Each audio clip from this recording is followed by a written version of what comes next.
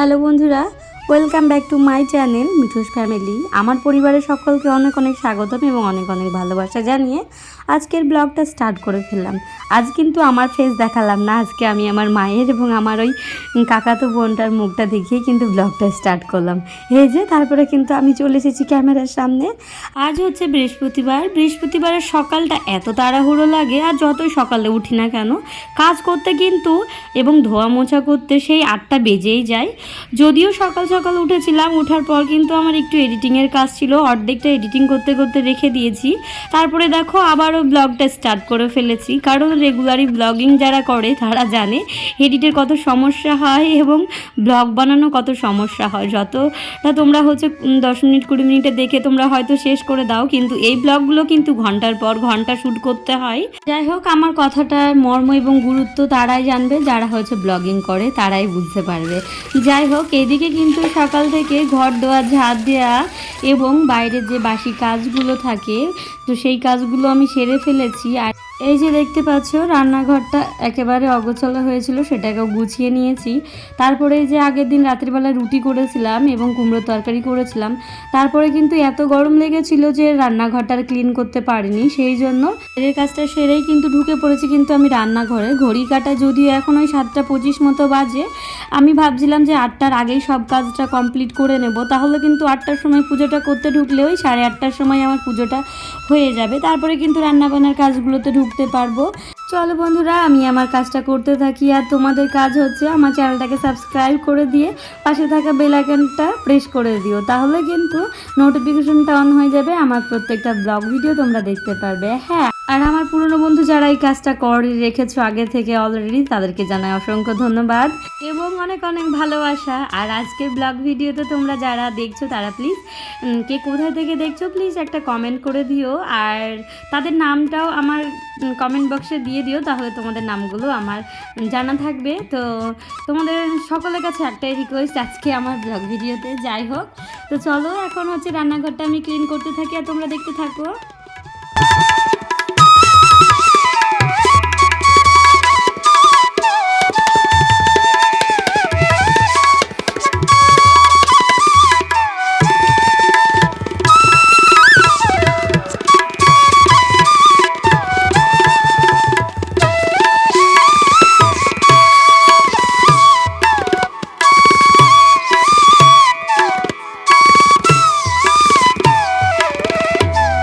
এই যে বন্ধুরা দেখো, রান্নাঘরের সেট টেটগুলো পুরো আমার ওপরটা কমপ্লিট হয়ে গেছে মোছা, তারপরেও চলে এসেছি ঘরের মেঝেগুলো মুছতে।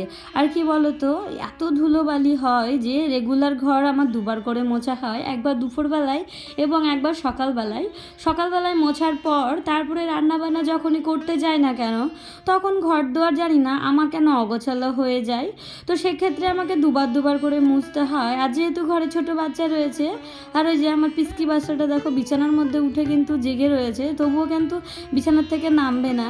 ও হচ্ছে সকালবেলায় ঘুম থেকে উঠতে খুব বায়না করে, যতক্ষণ না বাবা মা একজন গিয়ে তুলবে ততক্ষণ সে একা একা উঠতেই চায় না। তো যেহেতু ছোটো তো সেই জন্য ওকে একটু আদর করে উঠাতে হয়। তো যাই হোক, সকালবেলাটা বেশিরভাগ আমি উঠাতে পারি না, যদিও আমার কাজটা যদি কমপ্লিট হয়ে যায় তাহলে কিন্তু আমি একেবারে গা হাত পা ধুয়ে মেয়েকে উঠাতে যাই, আর যদি না হয় তাহলে কিন্তু তোমাদের দাদাভাই একটু আগে উঠিয়ে ওকে মুখটা ব্রাশটা করিয়ে নিয়ে তারপরে কিন্তু একটু খেলা করে, তারপরে এই যে আমার বাকি যে কাজগুলো থাকে সেই কাজগুলো কিন্তু হয়ে যায়।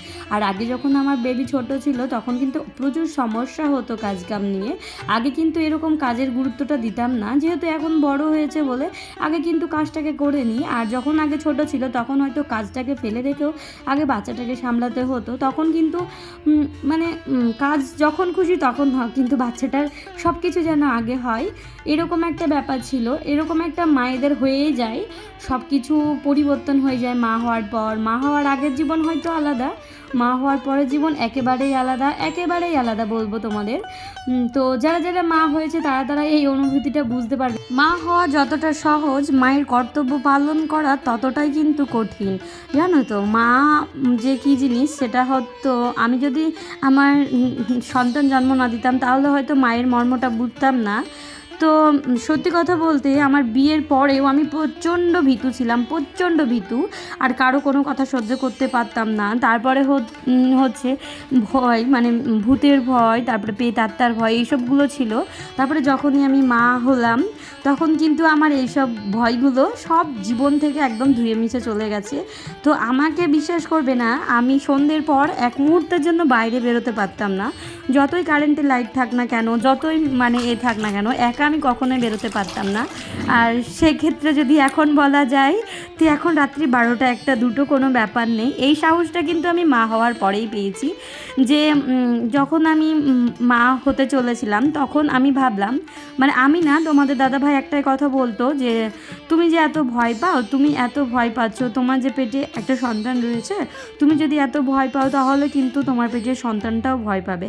তো এই কথাটা আমার কানে ঢুকে গেছিলো এবং মনের মধ্যে হৃদয় একদম গেঁথে গেছিলো যে সত্যিই তো, আমি যদি ভয় পাই তাহলে আমার পেটের সন্তানটাও তো ভয় পাবে। সেই জন্য কিন্তু আমি সেই দিন থেকেই ভয় পাওয়াটা বন্ধ করে দিয়েছিলাম। তারপরেও আমাদের মানে আমার আপাতত শ্বশুরবাড়ি যেখানে, সেখানে একজন গায়ে আগুন লাগিয়ে মারা গেছিলো। তো উনি হচ্ছে যখন মারা যান তখনও কিন্তু সবাই পাড়ার ভয়ে একদম আতঙ্কে থাকতো। তখনও কিন্তু আমার একটুও ভয় লাগেনি যে আমার এই বেবিটা আসার পর, মানে আমার মেয়ে পেটে আসার পর আমার একটুও ভয় লাগেনি। তখন থেকেই যে আমার ভয়টা দূরে সরে গেছে, এখনও পর্যন্ত দূরে সরেই আছে। ভয় জিনিসটাকে এখন আমি আর গুরুত্ব দিই না। তো যাই হোক, এরকমভাবেই মা হওয়ার অনুভূতিগুলো তোমরা হয়তো বুঝতে পারবে যারা এখনও মা হওনি। আর যারা মা হয়েছো তাদেরকে তো আর বলার কোনো কিছুই নেই, মারা সব কিছু স্ট্রাগল করতে পারে। আমার মেয়ের প্রায় 6 বছর হতে চললো। 6 বছরে আমি আমার জীবন থেকে রিয়েলাইজ করলাম যে জীবনে হয়তো সন্তান যদি না থাকে, জীবনে যতই যে স্বামী শাশুড়ি শ্বশুর যতই ভালোবাসুক না কেন, একটা সন্তান না থাকলে কিন্তু সেই ভালোবাসাটা তোমার কমেই যাবে এবং সেই পরিবারে তোমার গুরুত্ব মর্যাদা সব কিছুই কমে যাবে। যাই হোক বন্ধুরা, আমরা কিন্তু সকলেই চাই যে ঘরে একটা ছেলের বউ নিয়ে আসবো, কিন্তু সকলে এটা চায় না যে ঘরে একটা মা লক্ষ্মী আসুক। ছেলের বউ কিংবা মেয়ে যদি মেয়ে সন্তান হয় তাহলে কিন্তু শাশুড়ি মা এবং পরিবারের সবার কিন্তু মুখটা একদম বাংলার বাজ হয়ে যায়, যেটা আমার ক্ষেত্রে হয়েছিল আমার মেয়ে জন্ম হওয়ার পর। কিন্তু আমার শ্বশুরবাড়ির লোক এবং আদার্স যারা অন্যান্য পরিবার রয়েছে, তো তারা কিন্তু হ্যাপি ছিল না। আর ওই দিক থেকে আমি কিন্তু প্রচণ্ডই হ্যাপি ছিলাম। আমি চেয়েছিলাম যেন একটা যাই হোক, আমার ছেলে হোক বা মেয়ে হোক, যেন সুস্থভাবে স্বাভাবিকভাবে যেন জন্ম নেয়। তো এটা আমার কাছে অনেক চাওয়া পাওয়া ছিল। হ্যাঁ, আজকে বৃহস্পতিবারেই আমার মেয়ের জন্ম হয়েছিল। সেই জন্য এই যে আমার ঘরে কিন্তু 2টো মা লক্ষ্মী রয়েছে, একটা হচ্ছে আমার মেয়ে মা লক্ষ্মী আর একটা রয়েছে দেবতা মা লক্ষ্মী। তো সেই থেকেই যে মা লক্ষ্মীর ব্রত আমি পালন করি, তো সেই থেকে এখনও পর্যন্ত করে যাচ্ছি। তো চলো বন্ধুরা, আজকে আমি বৃহস্পতিবারের পুজো কিভাবে করি সেটাই তোমাদের সঙ্গে শেয়ার করব। আর হ্যাঁ বন্ধুরা, আমার কথা বলাই এবং পুজোতে কোনো ভুল ত্রুটি হয়ে থাকলে প্লিজ তোমরা কমেন্ট বক্সে জানাবে এবং ছোট বোন হিসেবে ক্ষমা করে দেবে। মানুষ মাত্রই ভুল হয়, আর ভুল হলেও কিন্তু ক্ষমা করা যায়, তাই না? তো চলো, এক একটা প্রসেসে যেভাবে আমি পুজো করি সেগুলোই তোমাদের দেখাচ্ছি, তোমরা দেখতে থাকো।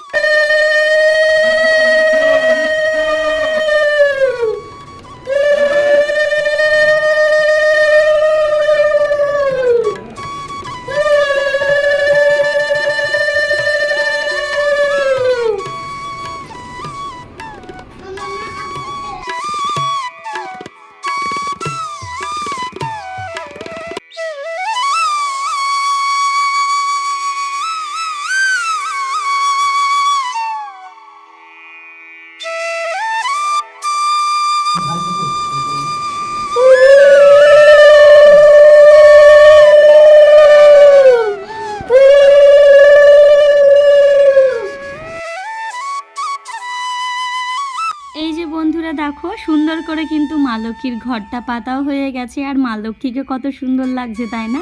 মুখটা কত কিউট এবং কত একটা ছোট্ট দেখে মুখ। এদিকে মা সরস্বতী রয়েছে, মা সরস্বতীর মুখটাও কিন্তু একেবারে সুন্দর লাগছে।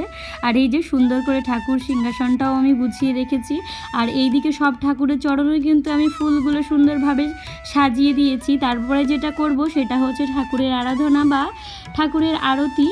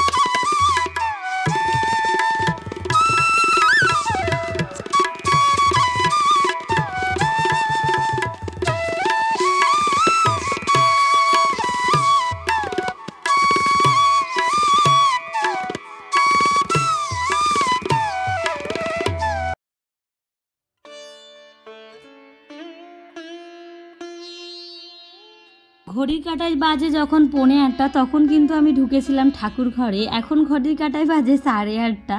তো ঠাকুর ঘরে ঢুকলে কি আর তাড়াতাড়ি বেরোনো যায়? তোমাদের বললাম না যে বৃহস্পতিবারের পুজো আর্চা করতে কিন্তু আমার অনেকটাই দেরি হয়।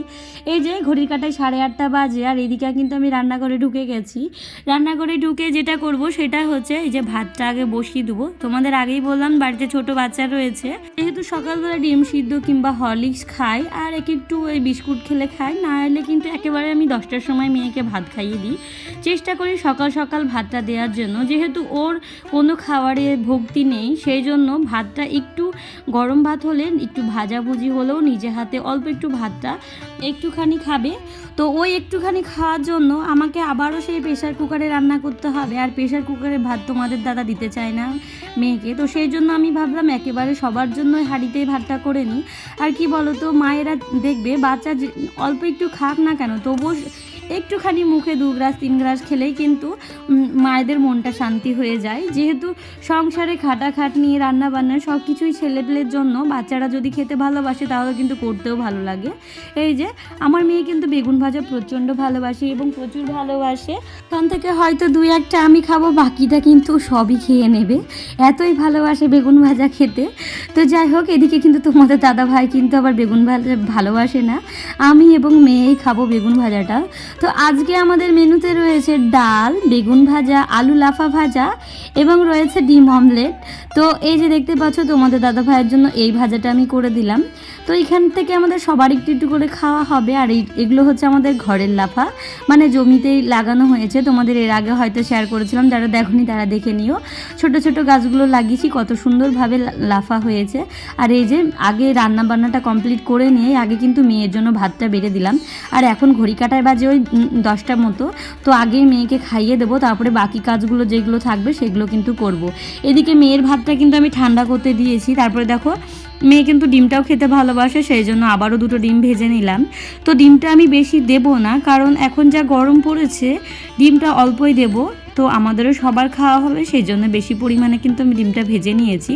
আর ডিমটা হ্যাঁ আমি এরকম ঢাকা দিয়ে দিয়ে ভাজি, তাহলে কিন্তু ডিমটা না ফুলে ফুলে সুন্দর হয়ে যায়। আর আঁচটা একদম কমিয়ে দিলে কিন্তু ডিমটা খুব সুন্দরভাবে ভাজা হয়। এদিকে ডিম ভাজাটা আমার কমপ্লিট হয়ে গেছে, আর বাকি রান্নাগুলোও আমি সেরে ফেলেছি। আর এই যে তারপরে বাসনপত্রগুলো নামিয়ে রাখলাম। আর এদিকে মেয়েকে আমি নিজে হাতে ভাতটা খেতে দিয়েছি। মেয়ে যতটুকু পারবে নিজে হাতে খাবে, আর বাকি যেগুলো থাকবে সেগুলো আমি আবারও খাইয়ে দেবো। ভাতটা খেতে খেতে আমার যে বাকি কাজগুলো সেগুলো কিন্তু আমি সেরে ফেলছি, দেখতেই পাচ্ছ।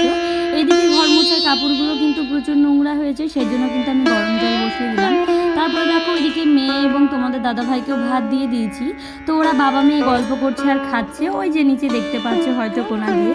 আর এইদিকে আমার যে কাজটা মনে পড়েছে হঠাৎই, আমি গেছিলাম একটু ফ্যানের বাতাসে বসতে। তো ফ্যানের বাতাসে বসতে গিয়ে মনে পড়ে যে ঘরে একটু তেল নেই, তেলটা একেবারেই অফুরন্ত হয়ে গেছে। তো সেই জন্যই আমি আবার সর্ষেগুলো হচ্ছে ছাদের মধ্যে চলে আসলাম, দেখতেই পাচ্ছ। আর এদিকে আমাদের পাশের বাড়ির ভাইবোটা উঠে আসছে দৌড়ে দৌড়ে। তো আমি ওকে বকা দিয়েছি যে ছাদের মধ্যে উঠতে গেলে সেকেন্ডের মধ্যে হয়তো বিপদও হয়ে যেতে পারে, সেই জন্য ওকে বকা দিয়ে কিন্তু আমি নামিয়ে দিয়েছি। আর এত রোদ্দু তোমাদের কি বলবো, আমিও বোকার মতো খালি পায়ে চলে এসেছি, যেমন পা পড়ছে সেরকম উপর থেকে মাথাটাও পড়ছে। আর এই যে আমাদের গ্রামের বাড়িতে এগুলো হচ্ছে খাঁটি সর্ষের তেল। এখন হচ্ছে সর্ষেগুলো আমরা রোদে দিয়ে নেবো, রোদে দেওয়ার পর সুন্দর করে পরিষ্কার করে ঝেড়ে নিয়ে তারপরে কিন্তু একেবারে উপযুক্ত করে তারপরে মিলে পাঠাবো। তখনই কিন্তু মিল থেকে সর্ষেগুলো ভাঙিয়ে নিয়ে এসে একবারে সর্ষের তেল হয়ে যাবে। আর এই যে এখন হচ্ছে একটা বিছানার চাদরে দিচ্ছি, তার কারণ কি বলতো, এত রোদ্রের মধ্যে এই সর্ষেগুলো গুছাতে অনেকটা সময় লাগে এবং কুড়িয়ে কুড়িয়ে তুলতে অনেকটা টাইম লাগে। রোদ্রের মধ্যে রোদ থেকে বাঁচার জন্য আমি এই বিছানা চাদরটা দিলাম, শুট করে তুলে নিতে পারবো সেই জন্য। এখন যা রোদের তাপমাত্রা, প্রায় 2 ঘন্টা যদি এই সর্ষেটাকে রোদের মধ্যে রেখে দিই তাহলে কিন্তু সর্ষেটা ভাঙানোর উপযুক্ত হয়ে যাবে। এই যে দেখতে পাচ্ছ এখন কিন্তু আমি 2 গামলা মতো সর্ষে ঢেলে দিয়েছি। আর এখন সুন্দর করে হাত দিয়ে নেড়ে চেড়ে দিতে থাকবো, আর সুন্দর করে পাতলা করে নেড়ে দিলে তাড়াতাড়ি কিন্তু গরম হয়ে যাবে।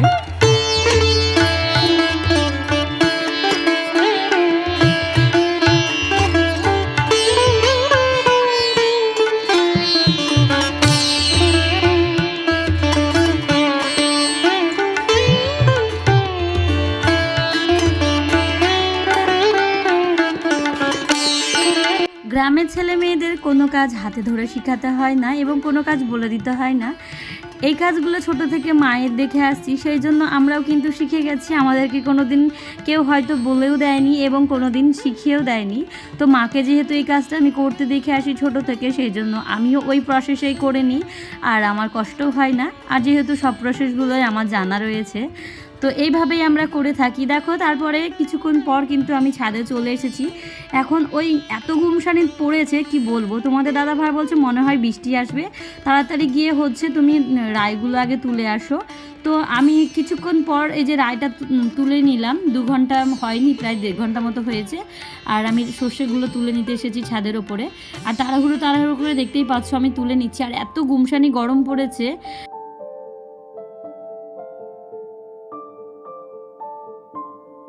দেখতেই পাচ্ছ বিকেলবেলায় ঝড় বৃষ্টি শুরু হয়েছে, আর ওয়েদারটা প্রচণ্ডই ঠান্ডা। তো এত সুন্দর লাগছে বৃষ্টিটা এই গরমের পর, যে কি সুন্দর বাতাস। বাবু এসি ফেল না শোনা আমার।